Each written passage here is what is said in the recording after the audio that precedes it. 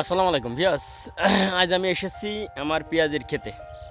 কিছু কালি বড় হয়ে গেছে, যেটা মুড়ি কাটা পেঁয়াজ বলা হয়। সেই মুড়ি কাটা কালি দেখুন, সম্পূর্ণ অর্গানিক এবং সম্পূর্ণ ন্যাচারাল।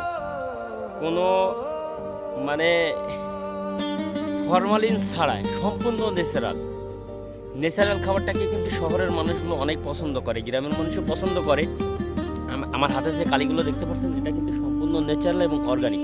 আমি কেবলমাত্র এসে আমার ক্ষেত থেকে তুলছি। অতএব এই কালিগুলো শহরের মানুষ কতটা না ন্যাচারাল পছন্দ করে, তারা কিন্তু পায় না।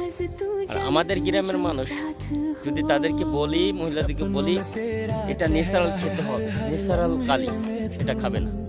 কারণ কি, এটা আসলে গ্রামের মানুষ এগুলো দেখতে দেখতে অভ্যস্ত হয়ে গেছে। গ্রামের মানুষ এগুলো কিন্তু পছন্দ করে না। এগুলো কিন্তু সম্পূর্ণ ন্যাচারাল। পেঁয়াজের কালিটা কিন্তু অনেক সুন্দর। আর নিজের ক্ষেতে যদি সেটা হয়, সেটা সম্পূর্ণই অর্গানিক হয় এবং এটা কিন্তু কোনো ফরমালিন ছাড়া।